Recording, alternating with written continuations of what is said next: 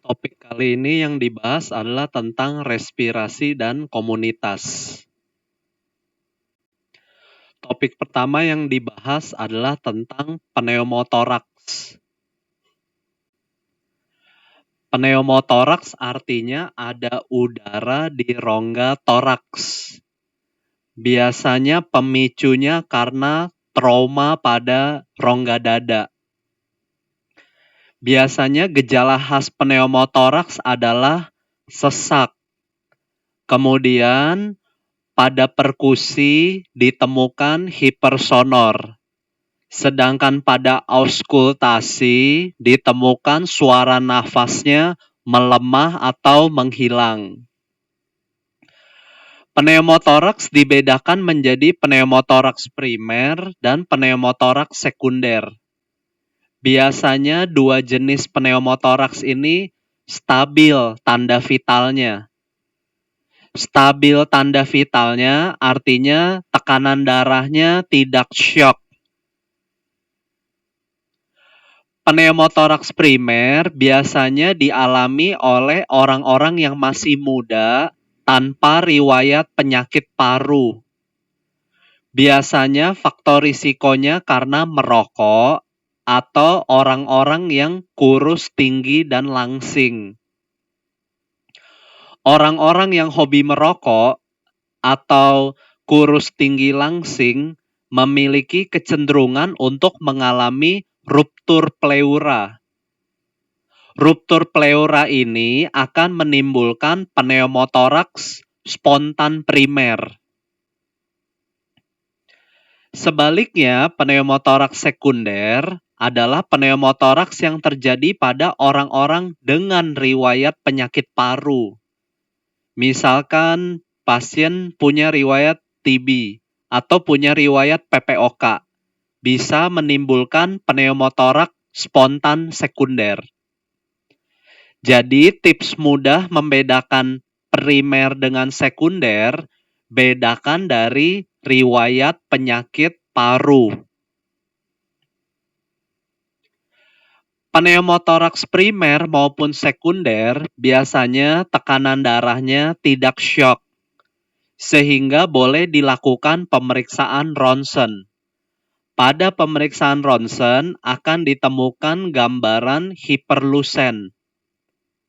Hiperlusen artinya paru-parunya berwarna gelap. Biasanya avaskular, tidak ada pembuluh darahnya. Biasanya ada garis pleura atau bahasa Inggrisnya pleural line, seperti ditunjukkan pada gambar.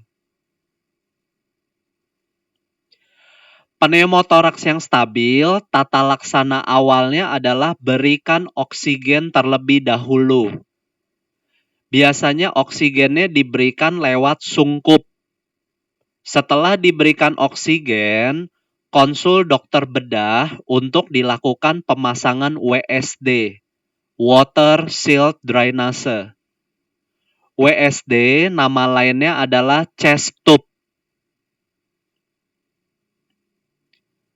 Selanjutnya, pneumotoraks tension. Pneumotoraks tension termasuk pneumotoraks yang tidak stabil. Artinya tidak stabil, tekanan darahnya biasanya syok. Ada pergeseran deviasi trakea. Ada peningkatan JVP. Misalkan 5+1, 5+2. Tension pneumotoraks adalah kegawat daruratan. Jangan lakukan ronsen. Diagnosisnya berdasarkan gejala klinis pasien. Biasanya gejalanya pasien riwayat trauma, sesak mendadak, perkusi hipersonor, suara nafasnya menghilang ataupun melemah. Kemudian disertai tanda-tanda tidak stabil seperti syok, deviasi trakea, dan peningkatan JVP. Tension pneumotoraks tata laksana awalnya adalah needle decompression atau nama lainnya dekompresi jarum. Biasanya jarum infus ukuran besar ditusukkan di ICS 2 garis mid clavikula sisi paru yang terkena tension. Setelah dilakukan needle decompression, selanjutnya pasang WSD. Jadi tindakan awalnya needle decompression, setelah itu tindakan selanjutnya WSD. Perhatikan gambar.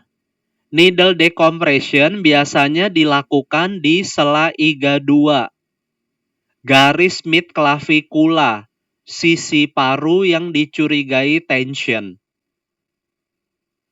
WSD biasanya dilakukan dipasang pada ICS 4, garis mid axillaris anterior, sisi paru yang dicurigai terkena tension. Ini lokasinya penting, tidak boleh tertukar, supaya tidak menimbulkan cedera syaraf. Contoh soal, seorang pasien sesak mendadak 1 jam, sebelumnya dadanya terbentur tiang listrik, pada pemeriksaan tekanan darahnya 90/70. Ini mulai shock, mulai turun tensinya. Dada kanan tertinggal, perkusi hipersonor, auskultasinya menghilang, JVP meningkat, ada deviasi trakea. Berarti soal ini ingin mengarahkan ke pneumothoraks tension. Kenapa pneumothoraks tension? Karena ada tanda-tanda tidak stabil. Tadi sudah dibahas, kalau ditanya tata laksana awal untuk tension, tata laksana awalnya adalah dekompresi jarum, delta. Tension pneumothoraks tidak boleh diberikan oksigen. Kalau diberikan oksigen, paru-parunya akan semakin tertekan, semakin shock. Kalau pneumotoraksnya stabil, boleh tata laksana awalnya diberikan oksigen dulu. Pneumotoraks yang stabil maupun pneumotoraks tension, tata laksana definitifnya konsul dokter bedah untuk pasang WSD. Jadi nomor 1 jawabannya D, delta.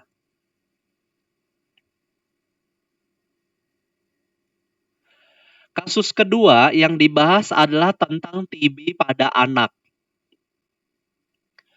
TB anak seringkali sulit untuk didiagnosis. Oleh karena itu perlu menggunakan scoring. Perhatikan dan hafalkan scoringnya. Jika si anak memiliki kontak, di mana kontaknya BTA positif, maka skor maksimumnya 3.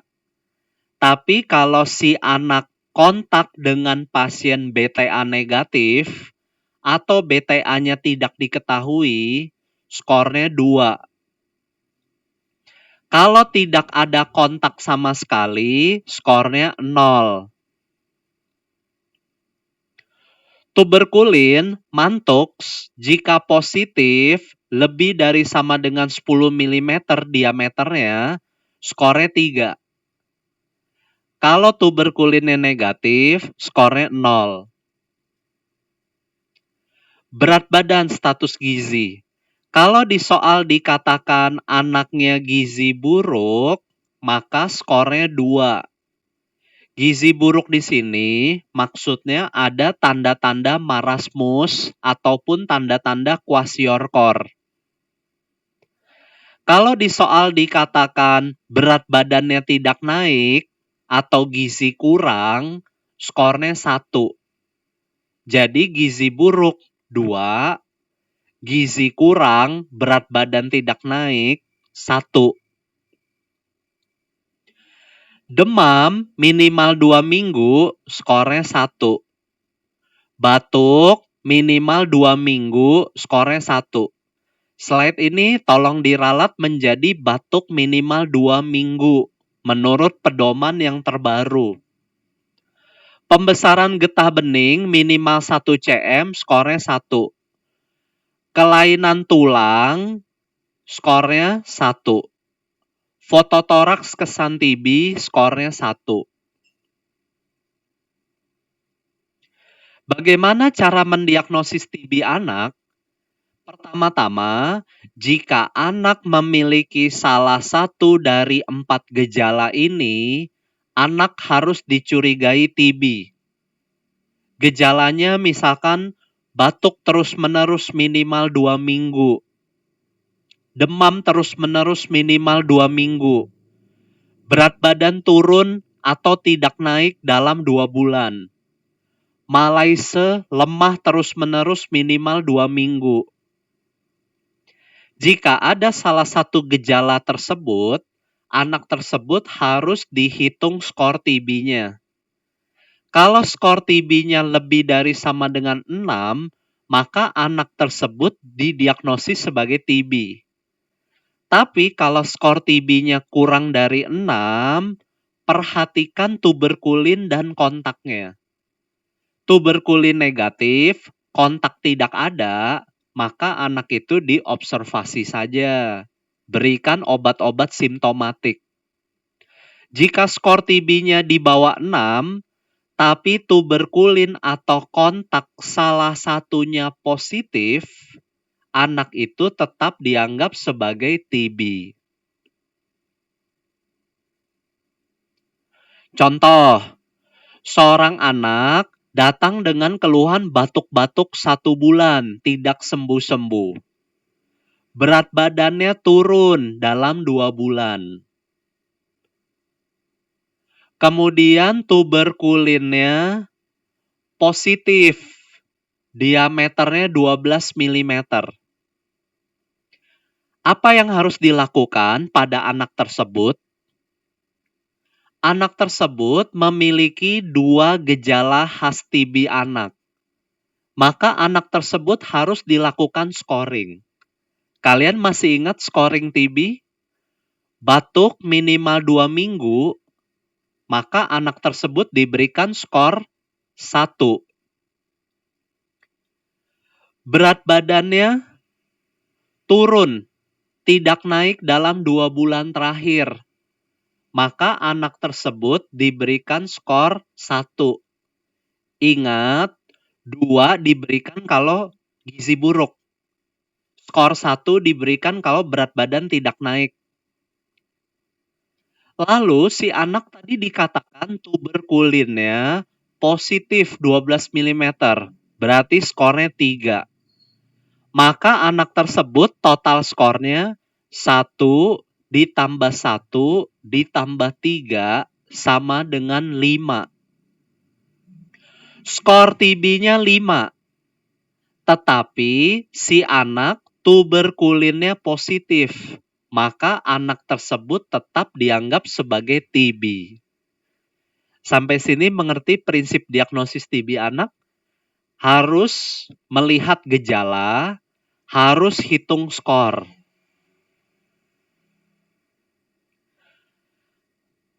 Kalau si anak tidak memiliki gejala khas, kalau si anak tidak memiliki 4 gejala khas yang tadi dibahas, tetapi anak tersebut memiliki kontak atau tuberkulin salah satunya positif, anak tersebut kemungkinan diberikan profilaksis TB.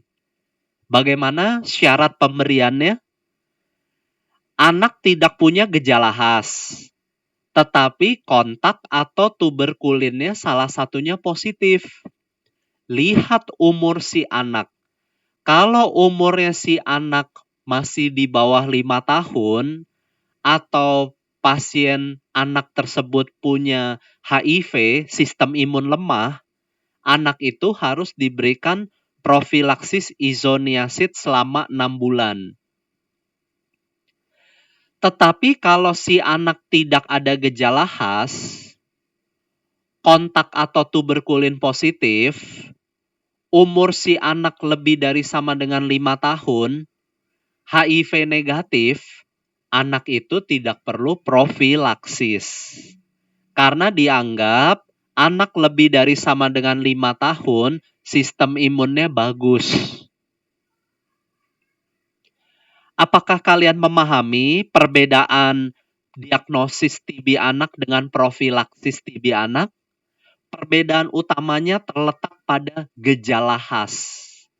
Kalau anak memiliki gejala khas TB anak, lakukan scoring. Kalau anak tidak punya gejala khas TB anak, lihat kontak atau tuberkulinnya dan lihat usianya.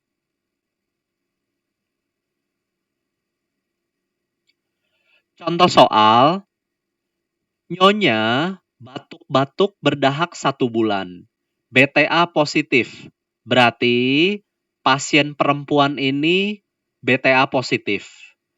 Memiliki seorang anak 3 bulan, mendapatkan ASI eksklusif. Tes tuberkulin pada anak diperoleh makula diameter 2 mm. Berarti tuberkulin pada anak ini negatif. Tuberkulin dikatakan positif kalau diameternya lebih dari sama dengan 10 mm. Apa yang harus dilakukan pada anak tersebut? Pertama, perhatikan anak itu punya gejala khas TB anak atau tidak. Ternyata anak tersebut tidak punya gejala khas TB. Di soal tidak disebutkan gejala khas TB anak. Tetapi anak tersebut kontak dengan ibunya yang BTA positif. Maka anak ini harus dilihat usianya. Usianya 3 bulan. Di bawah 5 tahun. Maka anak ini perlu diberikan profilaksis INH.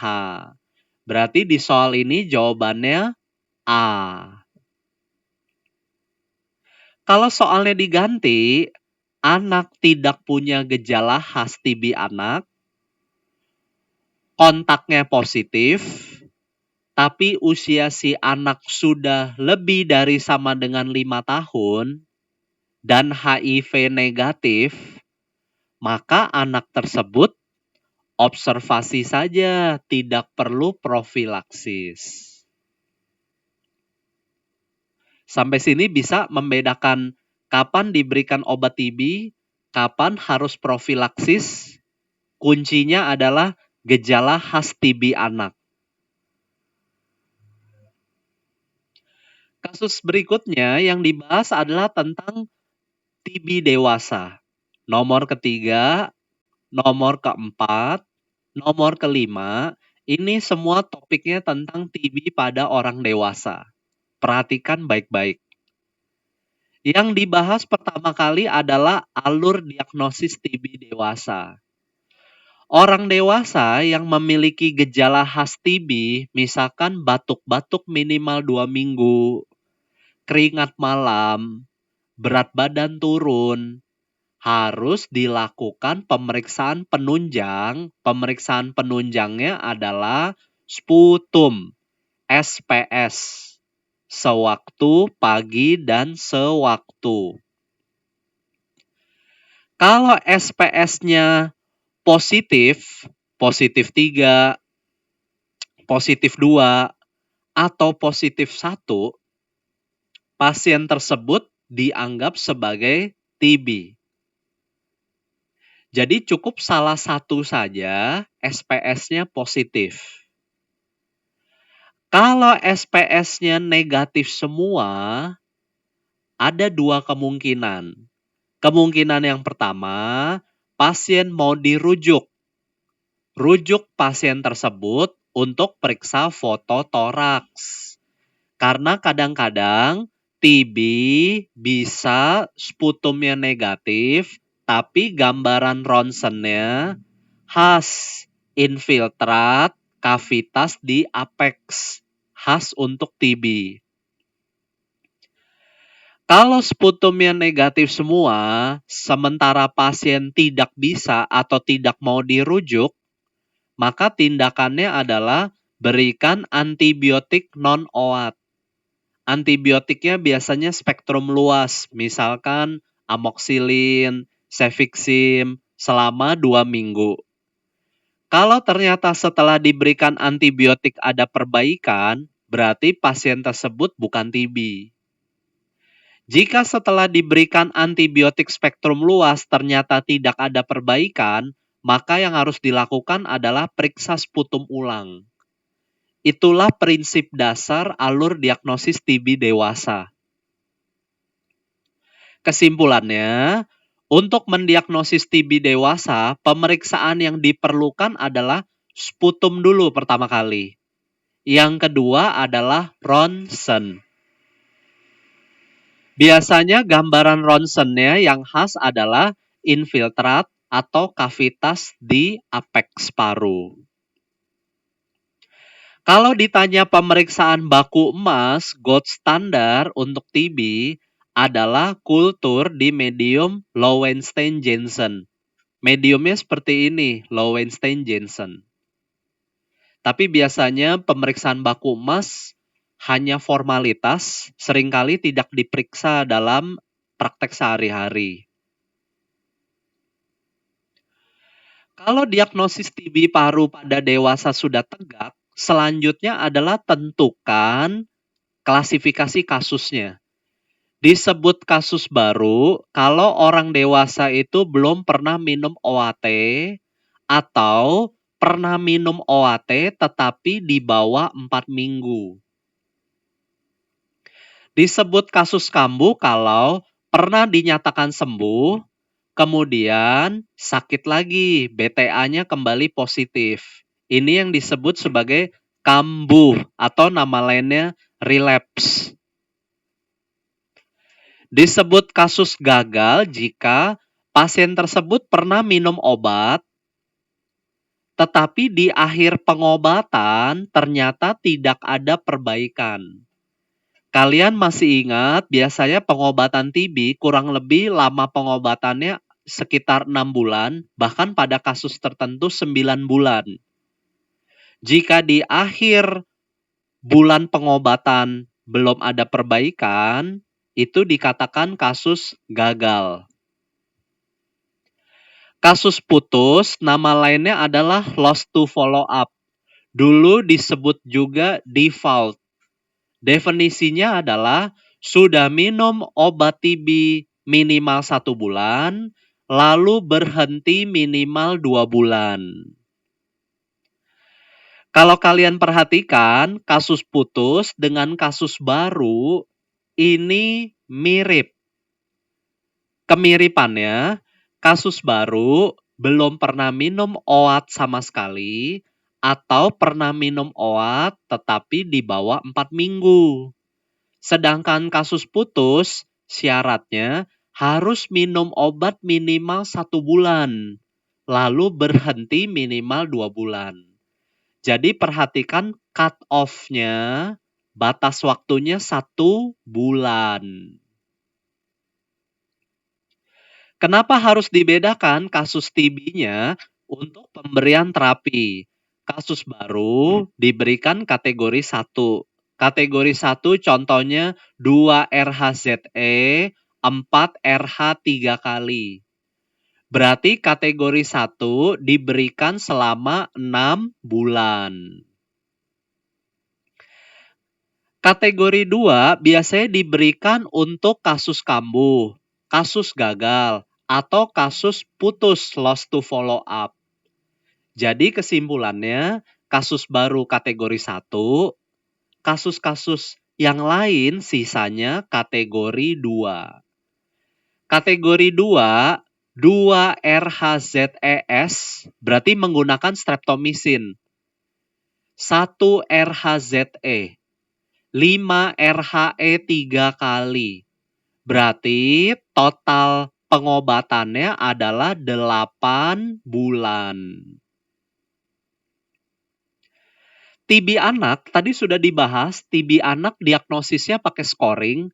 TB anak, regimen obat yang diberikan adalah 2 RHZ, 4 RH. Artinya, etambutol tidak boleh diberikan pada anak-anak karena etambutol bisa menimbulkan gangguan penglihatan, bisa menimbulkan buta warna pada anak-anak. Hindari etambutol pada anak-anak.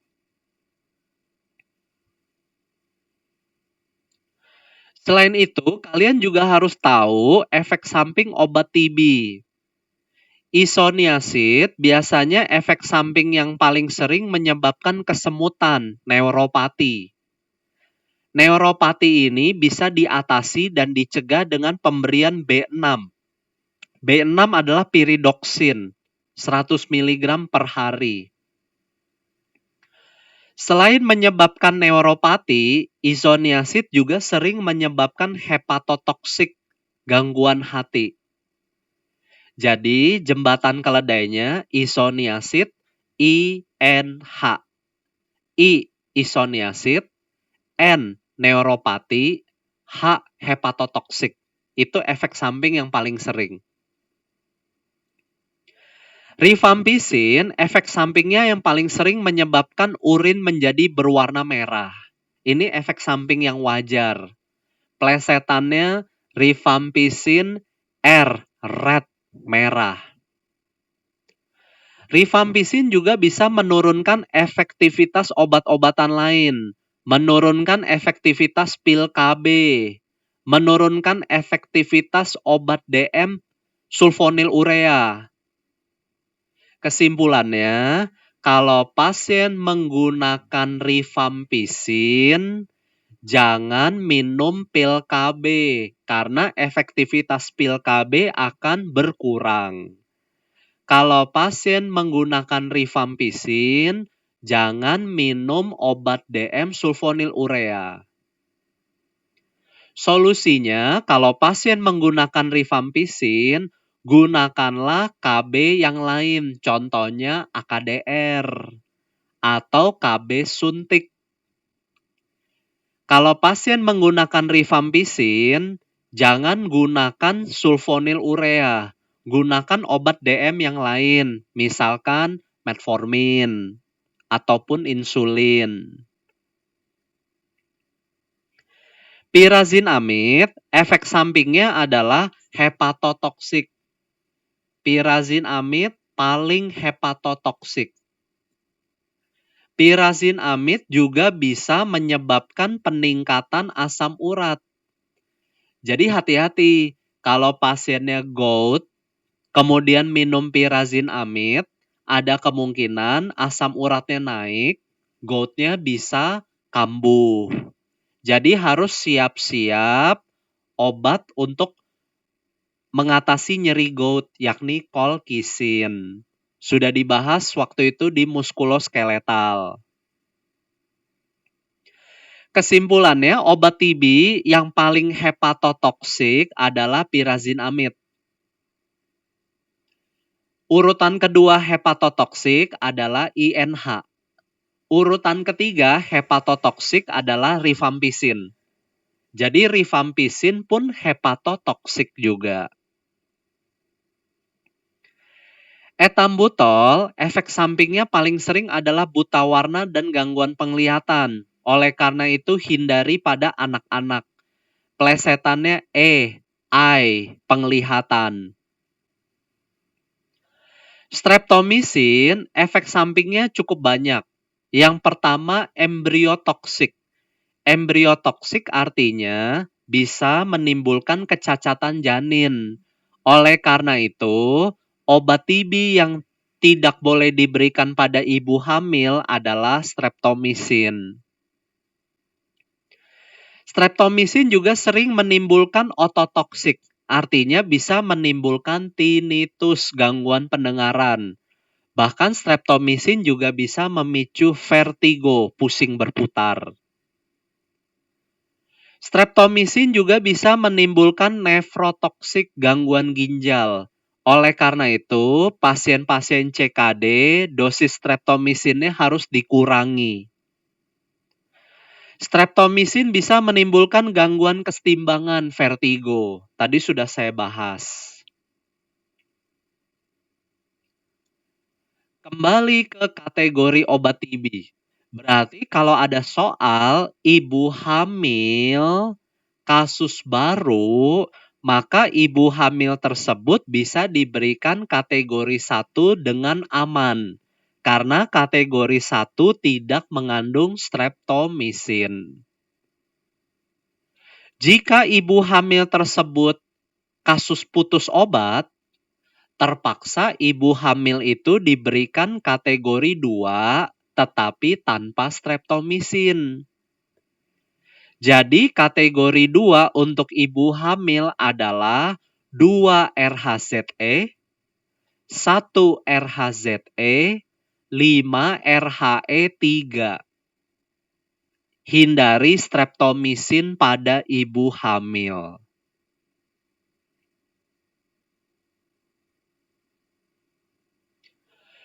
Pasien yang sudah minum obat TB harus dilakukan pemantauan. Perhatikan skema untuk pemantauan obat TB ini. Pasien yang menggunakan kategori 1, pemantauannya dilakukan pada bulan kedua. Jika bulan kedua BTA-nya negatif, maka pemantauan selanjutnya dilakukan pada bulan kelima. Jika bulan kelima BTA-nya negatif, pemantauan selanjutnya dilakukan pada bulan ke-6. Jika bulan ke-6 sputumnya masih negatif, berarti pasien tersebut sudah sembuh. Jadi kategori 1 pemantauannya bulan kedua, bulan kelima, dan bulan ke-6. Yang diperiksa biasanya sputum dan gejala klinis harus dipantau. Kalau di bulan kedua ternyata BTA-nya positif, maka tindakannya lanjutkan pengobatan, periksa lagi di bulan ketiga. Jika di bulan ketiga masih positif, lanjutkan lagi pengobatannya, periksa di bulan kelima. Jika di bulan kelima masih positif, dinyatakan gagal. Segera ganti obatnya ke kategori 2. Tetapi kalau di bulan ke-5 BTA-nya negatif, teruskan saja, nanti cek lagi di bulan ke-6. Di bulan ke-6 negatif, berarti sudah sembuh. Kalau di bulan ke-6 positif lagi, dikatakan gagal. Segera berikan kategori 2. Jadi dikatakan gagal jika di bulan kelima atau bulan ke-6 salah satunya BTA masih positif. Apakah kalian mengerti? Kategori 1 follow up-nya di bulan kedua, kelima, ke-6. Bulan ketiga diperiksa hanya jika bulan keduanya positif. Jadi bulan ketiga ini penggembira saja. Bagaimana kalau pasien menggunakan kategori 2? Kalau menggunakan kategori 2, pemantauannya follow up-nya di bulan ke-3, 5, dan bulan terakhir, bulan ke-8. Bisa dilihat, bulan ketiga ternyata sputumnya negatif. Lanjutkan pengobatannya, periksa lagi di bulan kelima. Kalau di bulan kelima ternyata masih negatif, teruskan pengobatannya, periksa lagi di bulan ke-8. Jika bulan ke-8 negatif, berarti pasien sudah sembuh. Tetapi jika di bulan ketiga BTA-nya positif, teruskan pengobatan, periksa lagi di bulan ke-5. Jika di bulan ke-5 masih positif, pasien itu harus dirujuk. Curiga sudah terjadi resistensi obat, MDR. multi-drug resistant.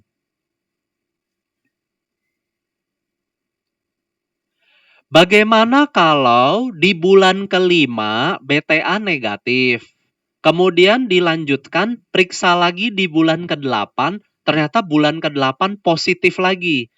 Sama, pasien tersebut dinyatakan gagal, harus segera dirujuk, curiga resisten. Jadi, pasien dicurigai resisten kalau minum kategori 2 di bulan kelima atau bulan ke-8 salah satunya BTA masih positif.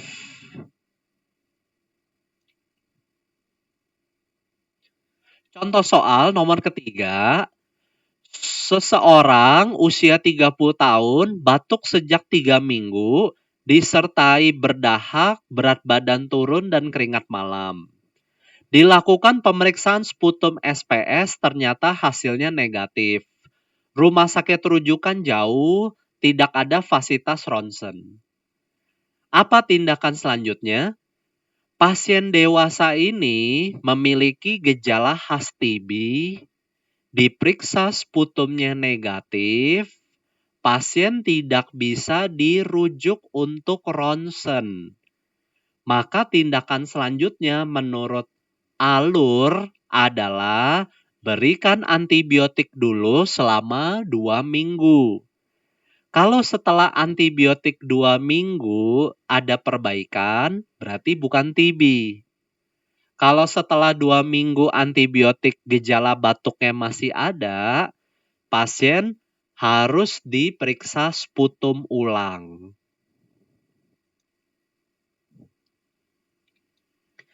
Kasus berikutnya, pasien batuk berdahak, keringat dingin, penurunan berat badan, riwayat minum obat TB 2 tahun lalu.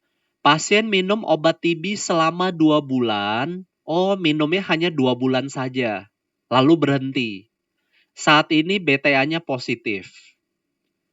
Terapi yang tepat adalah pasien ini suspek TB. Riwayat minum obat TB selama 2 bulan, lalu berhenti kurang lebih 2 tahun. Kira-kira termasuk kasus apa? Minum obat TB 2 bulan, berhenti 2 tahun. Ini termasuk dalam kasus putus obat. Karena pasien minum obat minimal 1 bulan, berhentinya minimal 2 bulan. Karena termasuk kasus putus obat, terapi yang harus diberikan adalah kategori 2. Yang termasuk kategori 2 adalah option delta. 2 RHZES, 1 RHZE, 5 RHE 3 kali. Kalau soalnya diganti, pasien pernah minum obat TB selama 2 minggu saja, berarti pasien termasuk kasus baru. Kasus baru cukup diberikan kategori 1. Kategori 1 adalah option A. Option C adalah obat TB untuk anak. Kasus selanjutnya, pasien kontrol pengobatan TB bulan kedua. Pasien sedang meminum kategori 1. Ternyata pemeriksaan Ziehl-Neelsen BTA masih positif. Kalian masih ingat, pasien yang minum kategori 1 biasanya kontrolnya di bulan kedua. Ternyata di bulan kedua masih positif. Apa langkah selanjutnya? Iya, betul. Lanjutkan pengobatannya, periksa lagi nanti di bulan ketiga. Berarti pilihan jawaban yang tepat adalah bravo, lanjutkan dulu. Nanti cek lagi di bulan ketiga. Kalau soalnya diganti, pasien sedang minum obat TB kategori 1, ternyata di bulan kedua BTA-nya sudah negatif semua, maka tindakan yang harus dilakukan adalah Lanjutkan pengobatannya, periksa ulang nanti di bulan ke-5. Itu prinsip dasar follow up TB. Kasus selanjutnya yang dibahas adalah tentang pertussis. Pertussis disebabkan oleh bakteri bernama Bordetella. Pertussis gejalanya dibedakan jadi beberapa stadium. Stadium kataral, ini gejalanya seperti flu, biasanya demam, hidungnya beringus, rhinore. Selanjutnya stadium paroksismal, ini stadium yang paling khas, biasanya gejalanya batuk terus-menerus. Batuknya disebut sebagai batuk whooping. Batuk whooping biasanya si anak inspirasi dulu, tarik nafas, terdengar bunyi whoop, setelah itu batuk-batuk. Tarik nafas, terdengar bunyi whoop, lalu batuk-batuk. Biasanya setelah batuk-batuk, anak itu akan muntah. Istilahnya post-tussive vomiting. Stadium paroksismal bisa berlangsung hingga 8 minggu. Oleh karena itu, orang awam sering menyebutnya sebagai batuk 100 hari. Selanjutnya stadium konvalens. Stadium konvalens biasanya terjadi setelah 8 minggu. Biasanya sudah ada komplikasi, misalkan petekia, ronki. Pertussis sangat menular. Oleh karena itu, anak tersebut harus diisolasi. Jika anak itu sesak, berikan oksigen. Berikan juga antibiotik untuk anak tersebut. Antibiotik pilihan utamanya adalah makrolit. Contoh makrolit misalkan eritromisin, asitromisin. Obat-obat batuk seperti mukolitik dan antitusif tidak perlu diberikan karena obat batuk justru akan menimbulkan retensi sputum. Retensi sputum akan menyebabkan anak tersiksa. Pertussis bisa dicegah dengan vaksinasi DPT.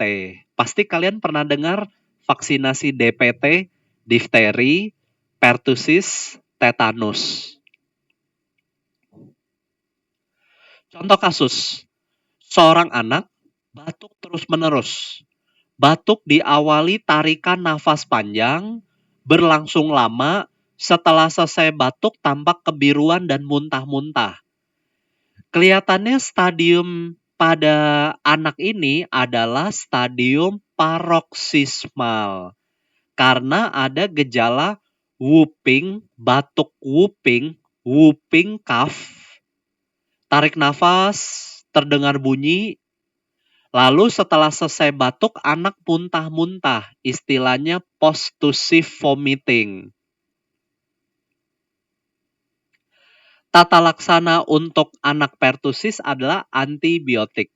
Antibiotik pilihan utamanya adalah makrolit. Yang termasuk makrolit adalah option C, Charlie. Contoh makrolit misalkan eritromisin ataupun asitromisin. Kasus selanjutnya yang dibahas adalah penyakit obstruksi di tenggorokan. Nomor 8 juga sama, penyakit obstruksi pada tenggorokan. Penyakit yang bisa menimbulkan obstruksi pada tenggorokan, contohnya hipertrofi adenoid dan OSA, obstructive sleep apnea. Adenoid adalah organ yang terletak di rongga hidung posterior. Jika adenoid mengalami pembesaran hipertrofi, akan menyebabkan obstruksi di hidung posterior. Akibatnya nafas lewat hidung menjadi sulit.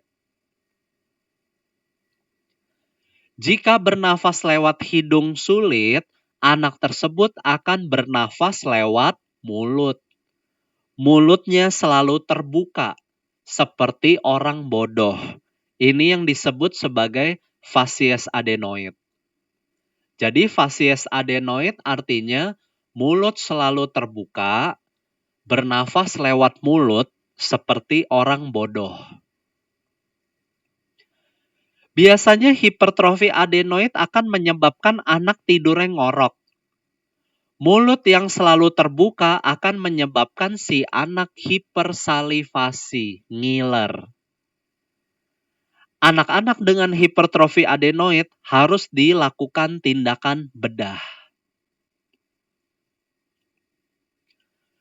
Bedakan dengan OSA, obstructive sleep apnea.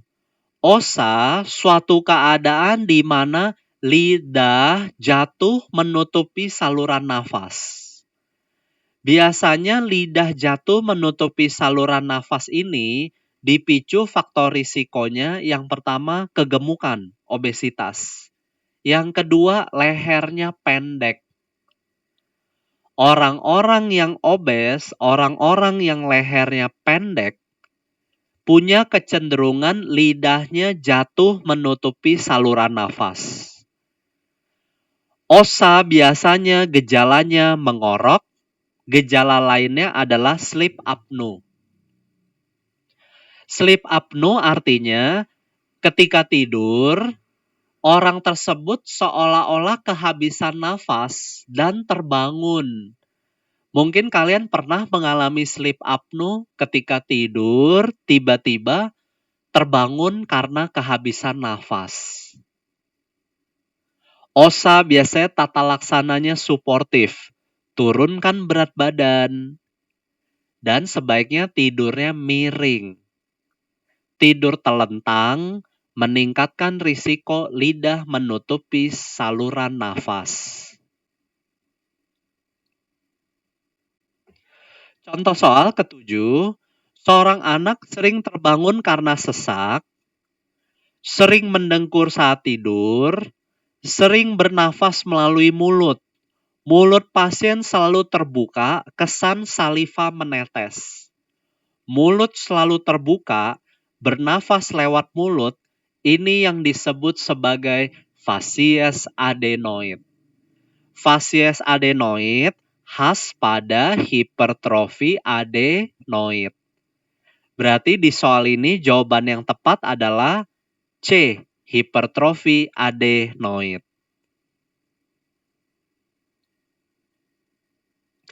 Kasus ke-8, pasien sering mengantuk saat mengendarai mobil. Istri pasien mengeluh karena pasien sering mendengkur malam hari. Pasien juga sering terbangun dari tidur saat malam hari. Pada pemeriksaan, kesannya pasiennya obesitas. Ini harus dicurigai jangan-jangan pasiennya menderita OSA. Berarti jawaban yang tepat adalah alfa. Kasus berikutnya yang dibahas adalah membedakan epiglotitis dengan Crohn. Epiglotitis biasanya penyebabnya bakteri. Bakteri HIB, Haemophilus influenza B. Bakteri ini akan menimbulkan peradangan di epiglotis. Epiglotitis biasanya gejala khasnya adalah stridor. Stridor artinya suara nafasnya berbunyi seperti gagak. Kemudian hot potato voice, suaranya berubah seperti mengunyah kentang panas. Kalau curiga epiglotitis, pasiennya demam, stridor, hot potato voice, periksalah ronsen leher lateral. Pada pemeriksaan ronsen leher lateral akan ditemukan pembesaran epiglotis. Pembesaran ini bentuknya seperti cap ibu jari. Gambaran ini yang disebut sebagai thumb sign. Karena epiglotitis penyebabnya bakteri, tata laksananya diberikan antibiotik, contohnya ampicillin. Apa bedanya dengan Croup? Croup nama lainnya tracheitis virus. Penyebabnya virus, contohnya virus RSV, Respiratory Syncytial Virus. Croup, gejala khasnya adalah demam disertai batuk menggonggong. Batuk menggonggong, barking cough. Batuk menggonggong biasanya batuknya keras, seperti menggonggong. Seperti menggonggong. Kalau curiga Croup atau tracheitis virus, pemeriksaan penunjangnya ronsen leher AP. Pada ronsen AP akan ditemukan gambaran trakea menyempit. Trakea menyempit ini gambarannya seperti gedung pencakar langit. Ini yang disebut sebagai steeple sign. Steeple sign artinya gedung pencakar langit. Ada juga yang bilang gambarannya seperti botol anggur, wine bottle. Gambaran tersebut menunjukkan trakeanya menyempit. Croup penyebabnya virus, maka tata laksananya suportif aja. Oksigen, nebulisasi. Contoh soal, seorang anak sesak sejak 1 hari disertai demam tinggi. Anak tidak bisa berbicara jelas, kesannya seperti mengunyah kentang panas, hot potato voice. Terdengar stridor. Soal ini ingin mengarahkan ke epiglotitis. Apa gambaran yang diharapkan dari epiglotitis? Thumb sign, cap ibu jari. Berarti jawaban yang tepat adalah C, Charlie. Steeple sign, wine bottle, dijumpai pada Croup. Croup biasanya gejala khasnya demam dan batuk menggonggong.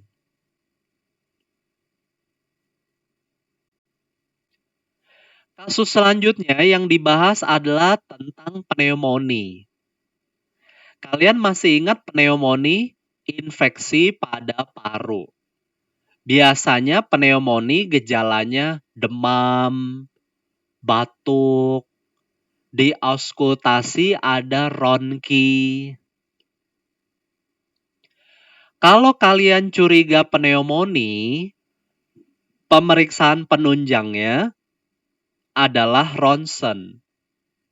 Gambaran ronsen untuk pneumonia adalah air bronkogram. Air bronkogram seperti ini. Seperti ada awan putih, tetapi di dalamnya ada bayangan hitam. Itu yang disebut air bronkogram. Kadang-kadang pneumonia bisa dijumpai infiltrat, tetapi yang khas untuk pneumonia adalah air bronkogram. Kalau ditanya pemeriksaan baku emas, gold standar untuk pneumonia, kultur, sputum, dahak. Tapi baku emas, gold standar, ini biasanya formalitas. Yang diperiksa dalam praktek sehari-hari biasanya ronsen.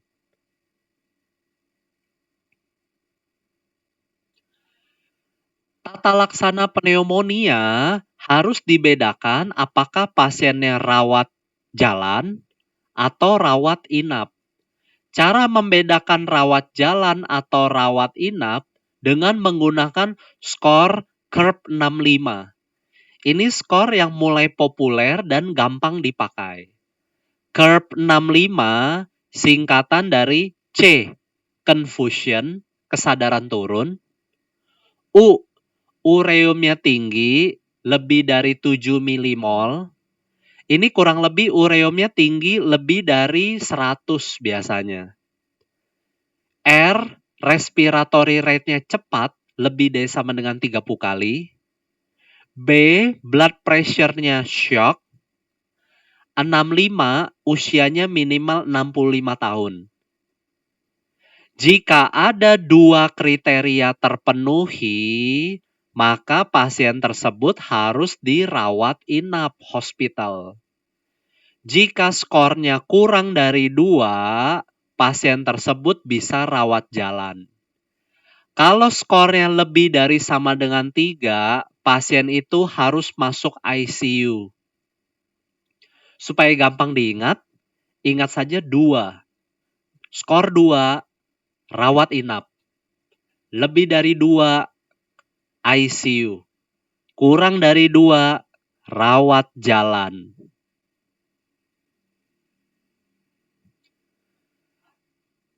Antibiotik untuk rawat jalan dibedakan menjadi 2 kondisi. Kondisi yang pertama, pasiennya sehat, tidak punya penyakit penyerta. Kalau pasiennya pneumonia rawat jalan, tidak ada penyakit penyerta, maka antibiotik yang diberikan adalah beta-laktam. Contohnya amoxicillin. Kalau pasiennya alergi beta-laktam, pilihan keduanya adalah makrolid. Contohnya azitromisin. Jika pasiennya pneumonia rawat jalan, punya penyakit penyerta, komorbid, penyakit penyerta ini contohnya penyakit kronik seperti DM, PJ, penyakit jantung koroner.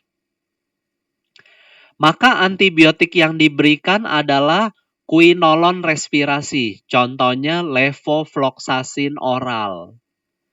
Kalau tidak ada levofloxacin oral, pilihan keduanya beta-laktam ditambah anti-beta-laktamase. Contohnya amoxicillin clavulanat, coamoxiclav. Kalau tidak ada juga, pilihan ketiganya adalah beta-laktam ditambah makrolid. Contohnya cefixim ditambah azitromisin. Kalau pasien yang rawat inap, antibiotik pilihan utamanya adalah levofloxacin IV. Kalau tidak ada levofloxacin IV, pilihan keduanya ceftriaxone IV ditambah azitromisin oral. Jadi, rawat inap antibiotiknya harus IV.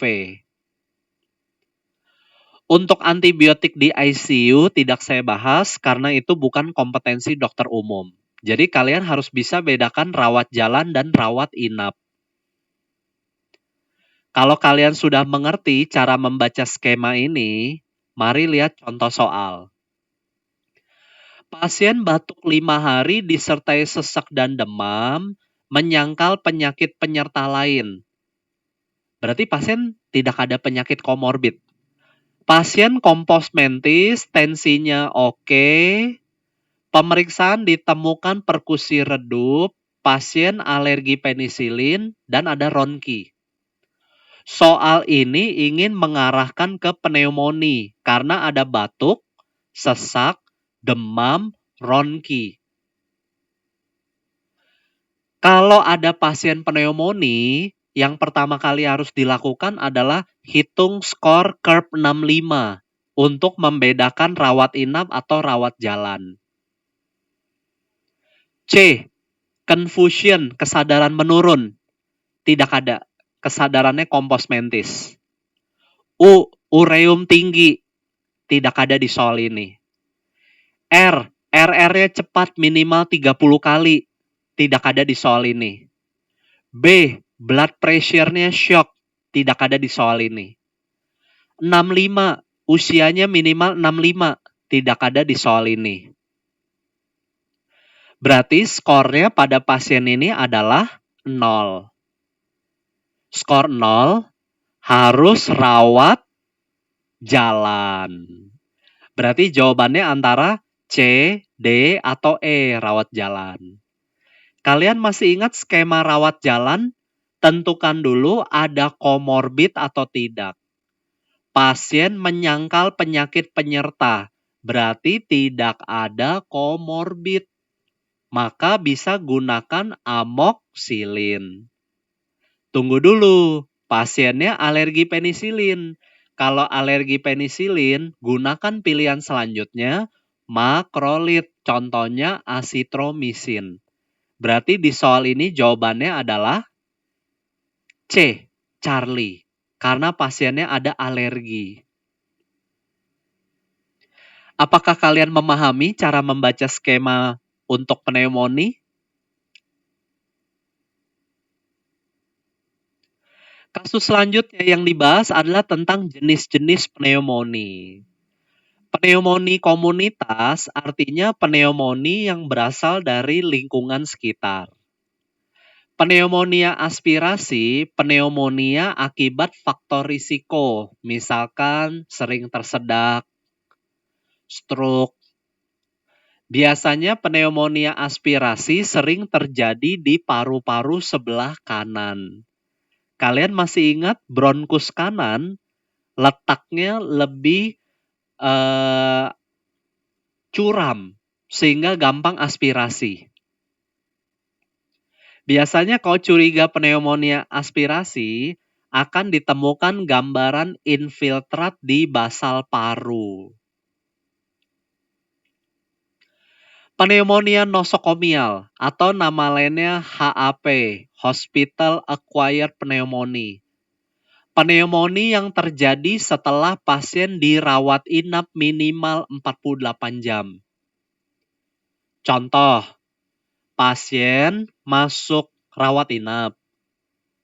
Di hari ketiga muncul gejala pneumonia. Jadi kalau gejala pneumoninya muncul setelah dirawat inap minimal 2 hari, itu namanya pneumonia nosokomial. Apa bedanya dengan VAP, ventilator associated pneumonia? Ventilator acquired pneumonia, VAP, gejala pneumonianya muncul setelah pasien memakai ventilator intubasi minimal 2 hari. Pasien pakai ventilator minimal 2 hari, lalu muncul gejala pneumonia. Itu namanya VAP. Yang terakhir HCAP, Healthcare Associated Pneumonia. Pneumonia yang terjadi dalam 30 hari setelah kontak dengan petugas medis.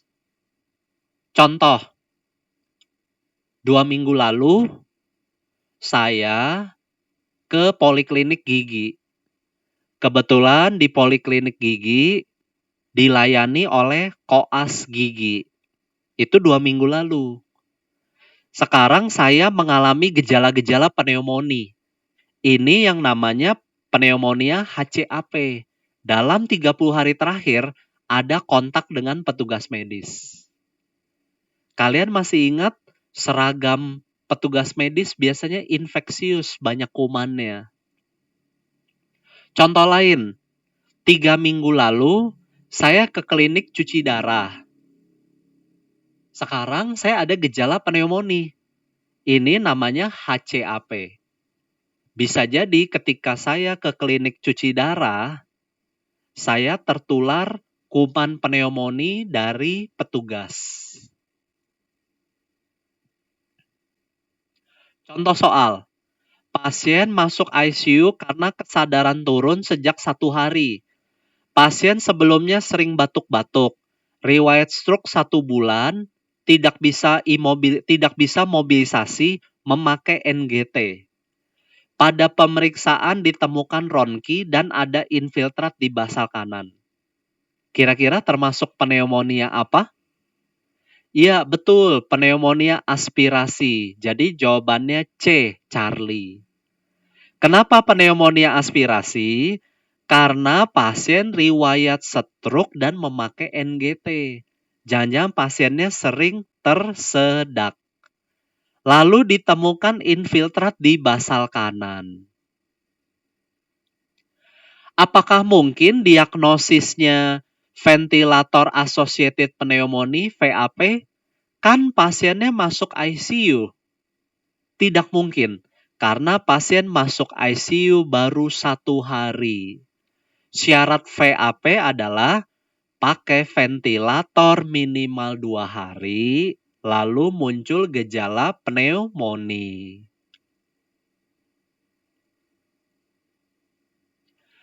Kasus selanjutnya yang dibahas adalah tentang efusi pleura.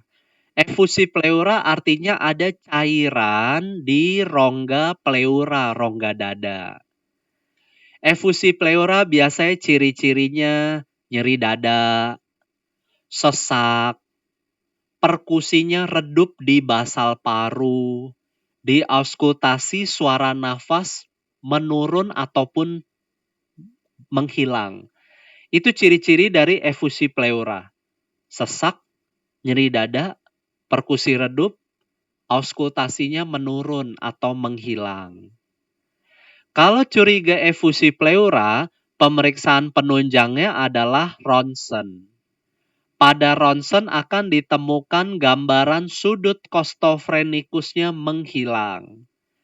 Kadang-kadang ada cairan berbentuk seperti cekungan. Ini yang disebut sebagai meniscus sign. Jadi sudut costophrenikus menghilang, meniscus sign artinya sama. Ada referensi lain yang menyebutkan gambaran cairan pleura ini disebut sebagai air fluid level. Itu sama saja.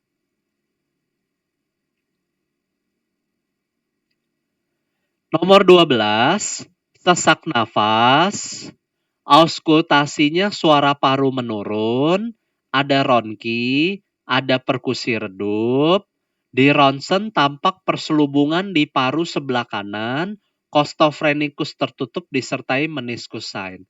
Ini diagnosisnya tadi sudah dibahas, efusi pleura. Efusi pleura biasanya tata laksananya adalah WSD, chest tube. Kasus selanjutnya yang dibahas adalah tentang penyakit paru akibat debu. Penyakit paru akibat debu disebut sebagai pneumokoniosis. Penyakit paru akibat debu dibedakan jadi 3 macam. Yang pertama, silikosis. Silikosis terjadi akibat terpapar debu silika. Debu silika ini biasanya banyak terdapat di pabrik granit, pabrik keramik, tambang logam. Silikosis gejalanya tidak khas, biasanya gejalanya hanya batuk-batuk, sesak. Saat di ronsen, gambaran khas silikosis adalah kalsifikasi seperti cangkang telur, eggshell calcification. Seperti apakah kalsifikasi cangkang telur itu? Gambarnya seperti ini. Perhatikan di daerah medial tampak ada bulatan-bulatan seperti cangkang telur. Ini yang disebut sebagai eggshell calcification. Selanjutnya, pneumokoniosis jenis yang kedua adalah antrakosis. Antrakosis nama lainnya coal worker disease. Penyebabnya karena terpapar karbon, debu arang. Biasanya dialami oleh pekerja tambang batu bara.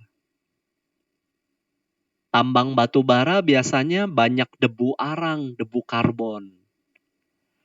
Contoh lain yang berisiko antrakosis adalah tukang sate.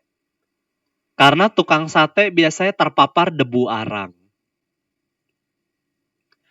Antrakosis, kalau diperiksa ronsen, gambaran ronsennya sama, eggshell calcification juga. Tetapi antrakosis biasanya paru-parunya lebih hitam. Kenapa paru-parunya hitam? Karena menghirup debu arang.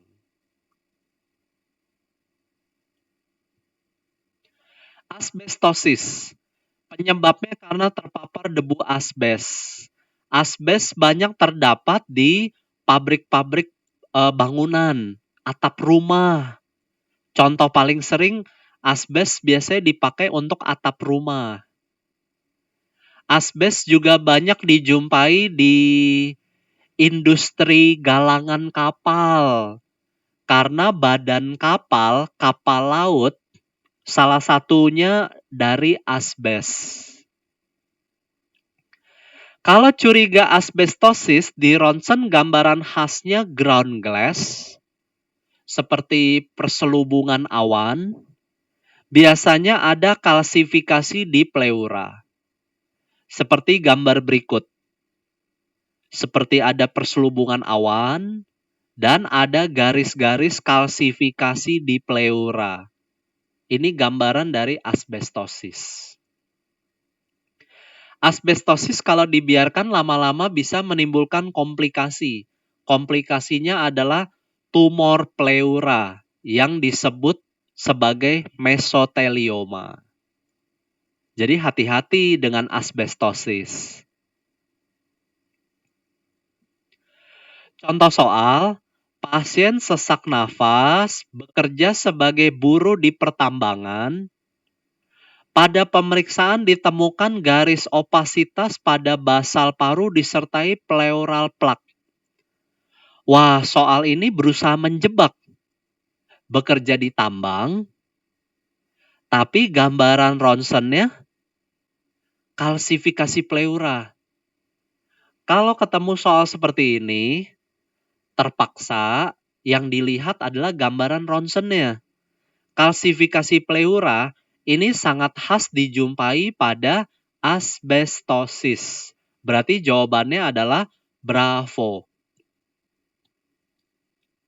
Sebenarnya kalau bekerja di tambang logam berisiko silikosis.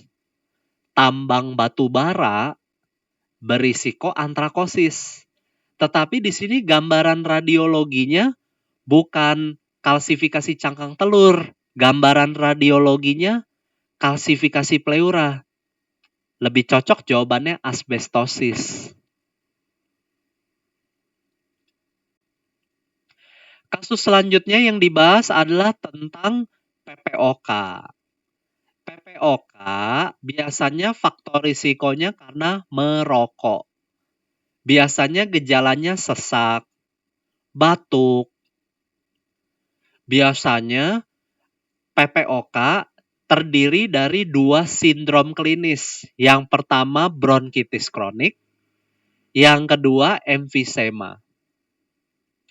Bronkitis kronik artinya batuk terus-menerus minimal 3 bulan. Biasanya pasiennya biru cyanosis, istilahnya blue blotter. Emfisema, udara terjebak di paru-paru. Biasanya ciri-cirinya diameter dadanya besar, seperti tong. Istilahnya barrel chest. Sela iga biasanya melebar. Kulitnya berwarna pink, istilahnya pink puffer. Jadi kalau pasiennya batuk-batuk saja selama 3 bulan, kulitnya biru, tidak ada barrel chest, diagnosisnya bronkitis kronik saja. Kalau pasiennya sesak, dadanya seperti tong, tetapi tidak ada batuk-batuk kronik 3 bulan, maka diagnosisnya emfisema saja. Kalau pasien ada gejala batuk-batuk 3 bulan, dadanya tong barrel chest, ada 2 gejalanya, maka disebut sebagai PPOK. Zaman dulu, PPOK itu terdiri dari 2 sindrom klinis, yakni bronkitis kronik dan emfisema. Kalau curiga PPOK, pemeriksaan penunjangnya spirometri, maupun ronsen. Kapan periksa ronsen? Kalau pasiennya sedang sesak mendadak. Kalau pasiennya stabil, tidak sesak mendadak, periksalah spirometri saja. Coba kalian bayangkan, kalau pasiennya sesak mendadak, kemudian diperiksa spirometri, pasiennya tambah sesak. Periksalah ronsen kalau pasiennya dalam keadaan sesak. Ini gambaran ronsennya. Gambaran ronsennya biasanya paru-parunya besar, hiperinflasi. Kemudian biasanya diafragmanya mendatar. Kemudian jantungnya memanjang seperti pendulum. Istilahnya jantung pendulum. Ada juga yang bilang jantungnya seperti tetesan air. Tear drop, tetesan air. Tata laksana untuk PPOK eksaserbasi akut, PPOK yang sesak mendadak, berikan oksigen, target saturasi oksigennya 88-92%. Jadi berikan oksigennya jangan terlalu banyak. Kalau terlalu banyak, justru pasien PPOK gampang sesak. Jadi target saturasinya 88-92 saja. Lalu berikan nebulizer, nebul dengan salbutamol bronkodilator. Berikan juga steroid sistemik IV. PPOK sesak mendadak biasanya dipicu oleh infeksi. Berikanlah antibiotik. Contohnya cotrimoxazole, asitromisin. Itulah tata laksana untuk PPOK yang sesak eksaserbasi akut. Oksigen, nebul, steroid, dan antibiotik.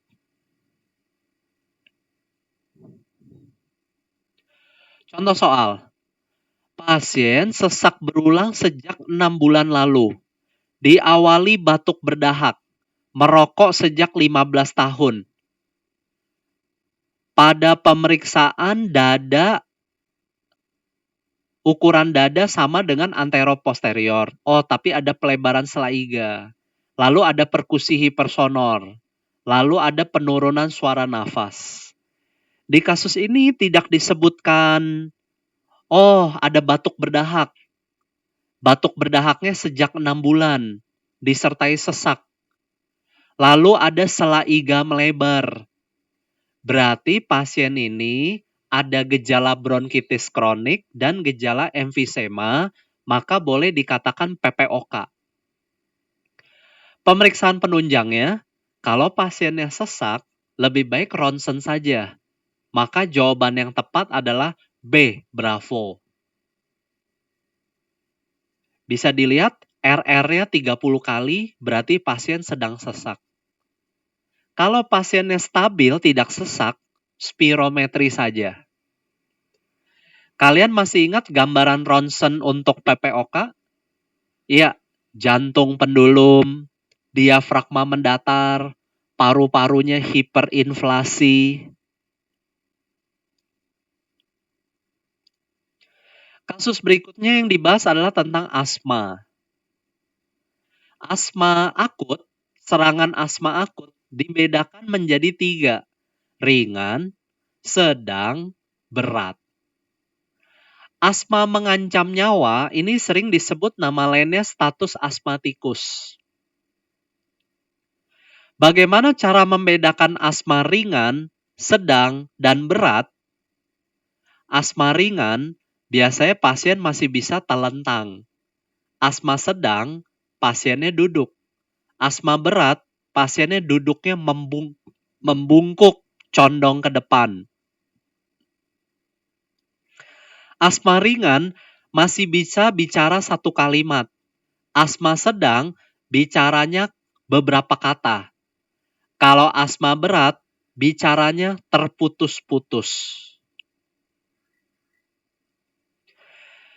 Selain itu, bisa juga dibedakan dari otot bantu nafas.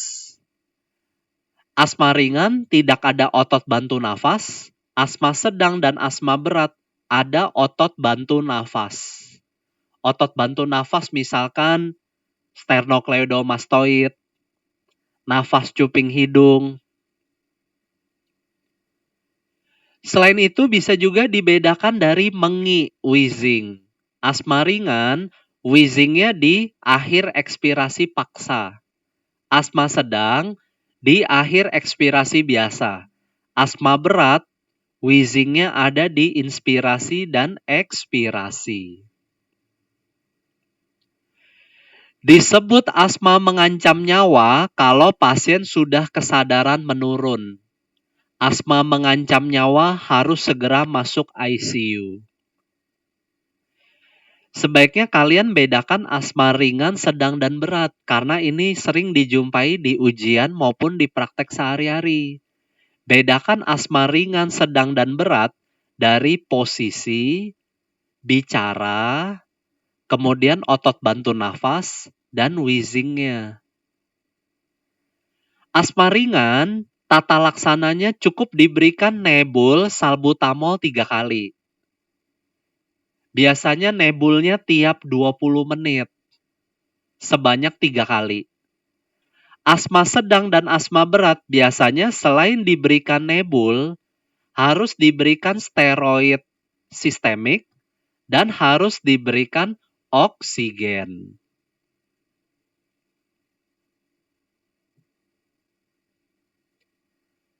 Ada lagi klasifikasi asma menurut derajat kekambuhan.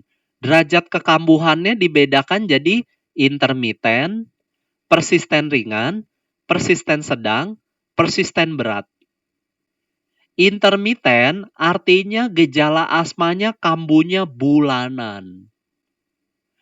Persisten ringan kambuhnya mingguan, seminggu 2 kali, seminggu 3 kali.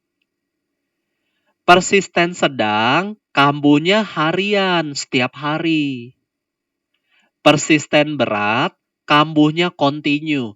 Kontinu artinya setiap hari dan terus-menerus. Dalam 1 hari bisa kambuh berkali-kali. Tidak usah dihafalkan semuanya, bedakan derajat kekambuhannya ini berdasarkan gejalanya. Itu tips gampangnya. Derajat kekambuhan intermiten cukup diberikan reliever saja, contohnya salbutamol. Persisten ringan harus diberikan reliever salbutamol ditambah kontrolernya steroid inhalasi. Persisten sedang harus diberikan reliever salbutamol ditambah kontrolernya 2 macam, steroid inhalasi dan LABA, long acting beta agonis, contohnya salmeterol. Asma persisten berat harus diberikan reliever salbutamol ditambah kontrolernya steroid inhalasi dosis tinggi ditambah teofilin. Jadi setiap derajat kekambuhan, obatnya berbeda-beda. Contoh soal, pasien sesak disertai mengi sejak 2 jam. Pada pemeriksaan ditemukan wheezing saat inspirasi dan ekspirasi. Bila berbicara, pasien tidak bisa menyelesaikan satu kata secara utuh. Ini pernah terjadi sebanyak 3 kali dalam seminggu. Pasien ini sesak, wheezingnya inspirasi dan ekspirasi, tidak bisa menyelesaikan satu kata, ini mengarahkan ke asma serangan berat. Keluhan seperti ini pernah terjadi sebanyak 3 kali dalam seminggu, berarti derajat kekambuhannya mingguan.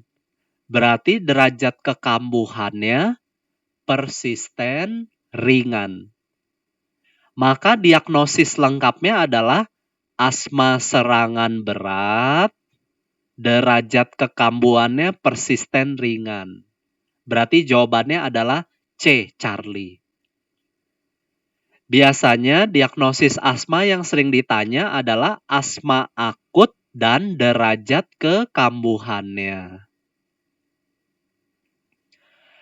Asma serangan berat harus diberikan nebul 3 kali, ditambah steroid IV, ditambah oksigen.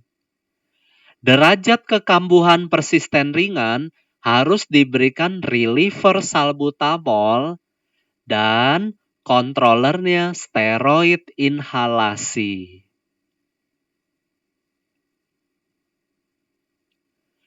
Kasus selanjutnya yang dibahas adalah tentang tonsilitis difteri. Tonsilitis difteri biasanya gejalanya sesak, lehernya bengkak, ada pembengkakan getah bening leher. Bentuknya seperti leher banteng, bull neck. Selain itu, di daerah tenggorokan ada selaput pseudomembran. Selaput ini kalau digores mudah berdarah. Itu ciri khasnya.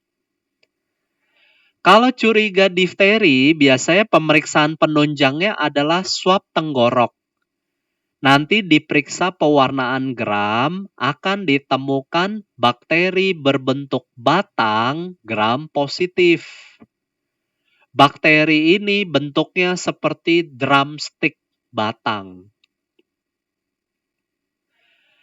Tata laksana untuk tonsilitis difteri adalah berikan anti-difteri serum. Kalau pseudomembrannya di faring saja atau tonsil saja, ADS yang diberikan 40.000 unit. Tapi kalau pseudomembrannya di beberapa tempat, di faring dan tonsil dan nasofaring di beberapa tempat, atau ada bull neck, berikan ADS dosisnya lebih tinggi 80.000 unit. ADS biasanya diberikan secara intravena. Antibiotik pilihan utama untuk difteri adalah penisilin G. Diberikan selama 10 hari. Penisilin G biasanya disuntikan secara IM 10 hari. Kalau pasien alergi penisilin atau tidak mau disuntik, berikan eritromisin oral selama 10 hari. Difteri kalau dibiarkan komplikasinya bisa menyebabkan gagal nafas, obstruksi nafas. Selain itu, toksin difteri bisa menyebar ke jantung, bisa menyebabkan miokarditis difteri. Miokarditis difteri biasanya ada murmur. Kemarin sudah saya bahas miokarditis di bagian kardiologi. Tonsilitis juga bisa dibedakan menjadi tonsilitis akut dan tonsilitis kronik. Tonsilitis akut dibedakan menjadi lakunaris dan folikularis. Tonsilitis akut folikularis, ciri-cirinya detritusnya berbentuk seperti bercak-bercak, folikularis. Kalau detritusnya bersatu membentuk alur-alur sungai, ini disebut tonsilitis lakunaris. Detritus biasanya bentuknya putih, kotoran. Itulah bedanya tonsilitis akut folikularis dan lakunaris. Bedanya dari jenis detritusnya. Tonsilitis akut biasanya disebabkan oleh bakteri namanya Streptococcus pyogen. Tonsilitis akut kalau tidak diobati, komplikasinya bisa menyebabkan abses peritonsil. Apakah kalian masih ingat dengan Streptococcus pyogen? Bakteri ini sering menyebabkan sakit tenggorok. Kalau tidak diobati dengan baik, bisa menyebabkan demam rematik. Tonsilitis kronik, ciri-cirinya seperti ini. Kriptanya melebar. Kripta artinya cekungan. Biasanya tonsilitis kronik, gejala khasnya adalah bau mulut, sering berdeham. Berbeda dengan tonsilitis akut. Tonsilitis akut biasanya gejalanya demam, disertai sakit menelan. Tonsilitis akut yang disebabkan oleh bakteri boleh diberikan antibiotik, contohnya amoxicillin. Sedangkan tonsilitis kronik, tata laksananya harus dilakukan tonsilektomi. Tonsilitis kronik yang disertai gejala obstruksi, misalkan pasiennya ngorok, boleh dilakukan tonsilektomi. Contoh soal, seorang pasien demam tinggi, tonsilnya merah, ada selaput keabuan, ini maksudnya pseudomembran di tonsil, swab tenggorok ditemukan bakteri drumstick. Ini mengarahkan ke difteri. Pasien alergi beta-laktam. Karena pasien alergi beta-laktam, jangan berikan penisilin, tetapi berikan eritromisin. Berarti jawaban yang tepat adalah Charlie, eritromisin dan ADS. Kalau pasiennya tidak alergi, berikan penisilin G dan ADS. Pseudomembrannya hanya terdapat di tonsil saja. Oleh karena itu, dosis ADS yang diberikan cukup 40.000 unit saja. Kasus selanjutnya yang dibahas adalah membedakan atelektasis dengan bronkiektasis. Atelektasis artinya paru-parunya kolaps. Gejalanya tidak khas, biasanya gejalanya hanya sesak. Diperiksa ronsen, gambaran khasnya opak, putih, berbentuk segitiga. Ada juga yang menyebutnya bentuknya seperti wedges. Wedges artinya hak sepatu wanita. Biasanya disertai deviasi trakea ke sisi yang sakit. Deviasi trakea ipsilateral. Perhatikan gambar ronsen atelektasis ini. Ini yang disebut opak, bentuknya segitiga. Wedges. Bisa dijumpai di basal paru, bisa juga dijumpai di apex paru. Selain itu bisa juga dijumpai deviasi trakeanya ke sisi yang sakit. Di gambar ini deviasi trakeanya ke sisi kanan. Kalian bayangkan atelektasis itu saluran nafasnya kolaps sehingga trakeanya tersedot. Akibatnya deviasi trakeanya ke sisi yang sakit. Sebaliknya bronkiektasis. Bronkusnya mengalami pelebaran ektasis. Bronkiektasis biasanya gejala khasnya adalah batuk berdahak. Sputumnya terdiri dari 3 lapisan. Ada lapisan dahaknya, nanahnya, busanya.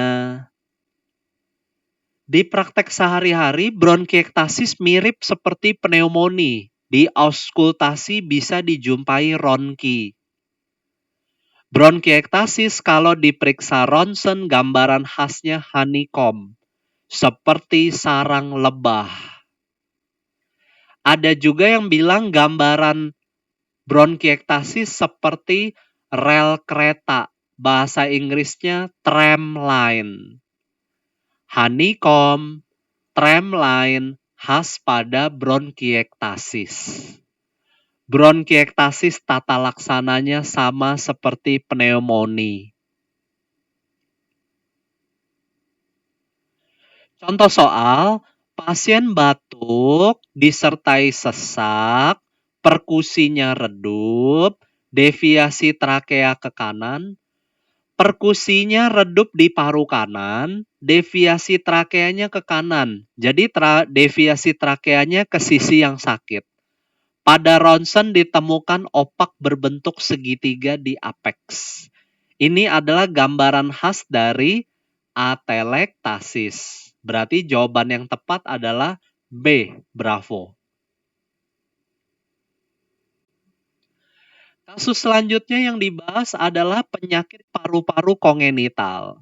Penyakit paru-paru kongenital bawaan yang paling terkenal adalah HMD, Hyaline Membran Disease. HMD biasanya dialami oleh bayi-bayi prematur. Penyebabnya karena bayi tersebut kekurangan surfaktan. Kekurangan surfaktan akan menyebabkan paru-paru bayi tidak bisa mengembang. HMD gejalanya tidak khas. Gejalanya sesak. Saat diperiksa ronsen, gambaran ronsennya khas, retikulogranular. Ada juga yang bilang gambarannya ground glass. Retikulogranular artinya ada serabut-serabut disertai granul. Ground glass artinya perselubungan seperti awan. Itu gambaran khasnya. Penyakit paru kongenital lain contohnya adalah aspirasi mekonium. Aspirasi mekonium biasanya dialami oleh bayi dari ibu posterem. HMD bayinya preterem. Aspirasi mekonium ibunya posterem. Biasanya gejalanya sesak dan di sekitar mulut bayi terdapat cairan kekuningan mekonium. Aspirasi mekonium biasanya tata laksananya harus segera disuction. TTN, Transient Tachypnea of Newborn. Biasanya sering dialami bayi yang lahir dari SC. SC akan menyebabkan cairan di paru-paru bayi berkumpul, tidak bisa terkompresi sempurna. Biasanya bayi sesak akan membaik sekitar 2-3 hari. Jadi TTN ini kalian bayangkan di paru-paru bayi ada cairan. Cairan tersebut tidak bisa keluar. Penyebabnya karena bayinya SC. TTN kalau diperiksa ronsen, gambarannya akan ditemukan penebalan fisur di lobus paru. Penebalan fisur di lobus paru ini menunjukkan adanya cairan. Seorang bayi lahir secara SC 29 minggu. Radiologis ditemukan retikulogranular. Soal ini ingin menjebak ke arah TTN. TTN, gambaran radiologisnya adalah penebalan fisur. Di soal ini gambaran radiologisnya retikulogranular. Sementara bayinya ini preterem. Maka diagnosis yang tepat adalah HMD. Jawaban yang tepat adalah bravo, penyakit membran hialin. Kasus berikutnya yang dibahas adalah membedakan bronkopneumonia dan bronkiolitis. Bronkopneumonia artinya infeksi pada bronkus dan parenkim paru. Biasanya bronkopneumonia gejalanya batuk-batuk, sesak, demam, ronki. Di ronsen akan ditemukan gambaran infiltrat di sekitar hilus. Infiltratnya biasanya tersebar, patchy. Perhatikan gambar ronsen di atas. Ini yang disebut sebagai infiltrat perihilar di sekitar hilus. Infiltratnya patchy, tersebar. Jadi cara membedakan pneumonia dengan bronkopneumonia bagaimana? Bedakan dari ronsennya. Pneumonia infeksinya di paru-paru saja. Gambaran ronsennya R bronkogram. Bronkopneumonia, infeksinya di bronkus dan paru.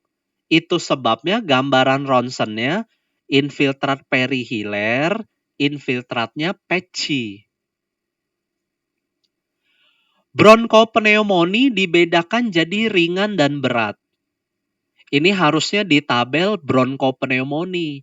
Bronkopneumonia ringan biasanya anaknya nafasnya cepat, tidak ada otot bantu nafas. Bronkopneumonia berat biasanya anaknya nafasnya cepat, disertai otot bantu nafas, contohnya nafas cuping hidung. Jadi tips gampang membedakan bronkopneumonia ringan dan berat, bedakan dari otot bantu nafas. Bronkopneumonia ringan diberikan antibiotik oral, pasiennya boleh rawat jalan. Contoh antibiotik oralnya misalkan amoxicillin. Pilihan keduanya cotrimoxazole. Bronkopneumonia berat harus rawat inap. Antibiotiknya IV, contohnya ampicillin IV. Bedakan dengan bronkiolitis.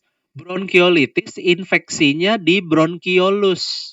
Bronkiolitis hanya terjadi pada anak di bawah 2 tahun. Ingat, bronkiolitis hanya terjadi di bawah 2 tahun. Penyebabnya biasanya karena virus RSV, respiratory syncytial virus.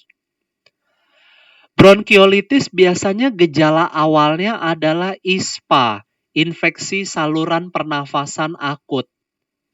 Jadi anak tersebut biasanya batuk pilek. Beberapa hari kemudian muncul sesak.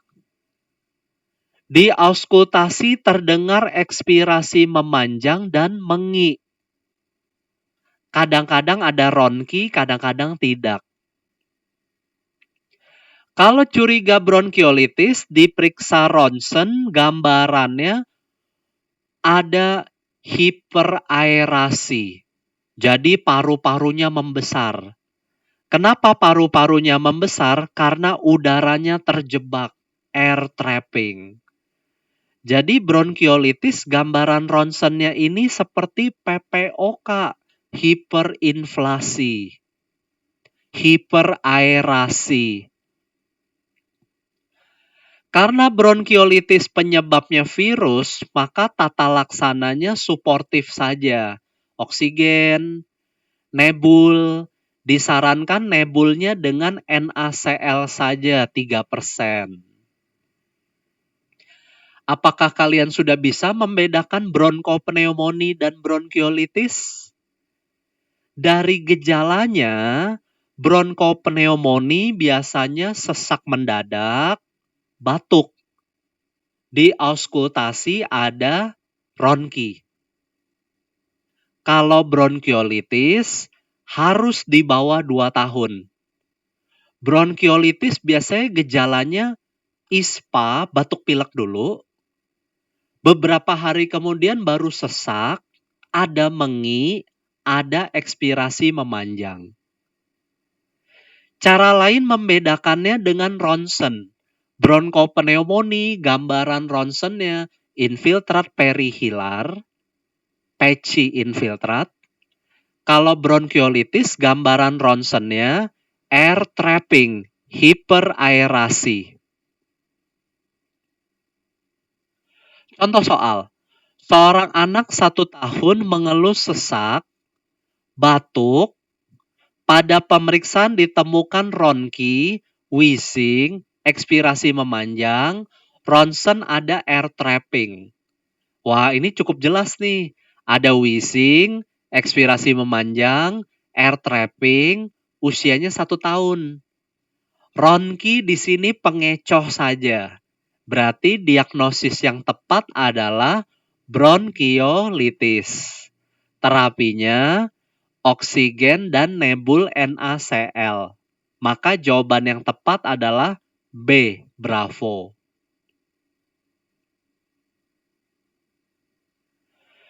Sekarang saya akan bahas penyakit paru-paru yang lain. Penyakit paru yang disebabkan trauma, contohnya hematopneumotoraks. Hematopneumotoraks artinya ada darah dan udara di rongga torak. Ada darah dan udara di rongga torak akan menyebabkan perkusinya hipersonor di dada atas karena ada udara, tetapi perkusinya redup di dada sebelah bawah. Jadi hematopneumotoraks, perkusinya hipersonor di atas, tetapi redup di bawah. Kadang-kadang ada krepitasi di dada atas. Krepitasi ini seperti suara berderik, ada udara.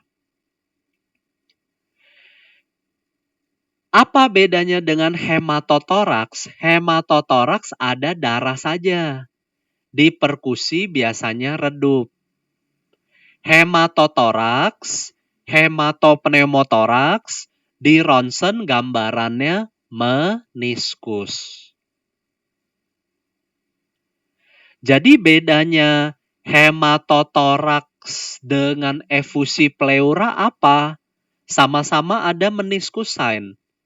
Bedanya hematotoraks karena trauma dada. Efusi pleura karena infeksi. Penyakit paru akibat infeksi, contohnya abses paru. Abses paru biasanya khasnya ada kavitas, lubang, di dalamnya ada cairan air fluid level. Ini gambaran ronsen khasnya. MPM artinya ada nanah di rongga toraks. MPM biasanya diagnosisnya setelah dilakukan fungsi pleura, ditemukan cairan pleuranya kecoklatan ada nanah. Itu yang namanya empiema. Contoh soal, pasien dada kanannya terbentur, stang motor, gerakan dada kanan tertinggal, perkusi dada kanan redup, di ronsen ada perselubungan menyelubungi sudut costophrenikus. Apakah ini efusi pleura? Bukan. Pasien ini mengalami trauma dada, dadanya terbentur stang motor. Perkusi redup, berarti ada darah. Maka diagnosisnya hematotoraks. Kalau soalnya diganti, dadanya terbentur stang motor. Perkusinya hipersonor di atas, redup di bawah. Maka diagnosisnya menjadi hematopneumotoraks. Hematopneumotoraks maupun hematotoraks tata laksananya WSD. Kasus selanjutnya yang dibahas adalah tentang resusitasi neonatus. Resusitasi neonatus biasanya dilakukan ketika ada bayi baru lahir. Biasanya bayi yang lahir preterm, gerakannya tidak aktif, kemudian ketuban ibu keruh, harus dilakukan resusitasi. Tindakan awal untuk resusitasi neonatus adalah hangatkan, posisikan, bersihkan jalan nafas, keringkan jalan nafas, stimulasi taktil, atau disingkat HP bekas. Itu tindakan awalnya. Setelah dilakukan HP bekas selama 30 detik, periksa denyut nadinya. Kalau denyut nadinya baik di atas 100, tetapi ada stridor atau cyanosis, segera berikan CPAP. Tapi kalau denyut nadinya di atas 100, tidak ada stridor, tidak ada cyanosis, berarti bayi itu sudah stabil. Kalau denyut nadinya di bawah 100, atau ada gasping, gasping artinya megap-megap, atau ada henti nafas, apno, VTP dulu selama 30 detik. Setelah VTP 30 detik, periksa lagi denyut nadinya. Kalau masih di bawah 100, VTP lagi sambil perbaiki posisi. Kalau sudah 2 kali VTP, ternyata denyut nadinya di bawah 60, maka tindakannya kompresi dada ditambah VTP. Jadi kompresi dada dan VTP dilakukan jika denyut nadi di bawah 60, padahal sudah dilakukan VTP minimal 2 siklus. Contoh soal, pasien, bayi, sudah dihangatkan, posisikan, bersihkan, keringkan, stimulasi taktil. Ternyata denyut nadinya 10 kali. Apakah di VTP dulu atau langsung kompresi dada dan VTP? Jawabannya adalah VTP dulu. Tidak boleh loncat langsung ke kompresi dada, tidak boleh. Kompresi dada dilakukan kalau denyut nadi di bawah 60, padahal sudah VTP minimal 2 siklus. Biasanya VTP satu siklusnya itu kurang lebih 30 detik.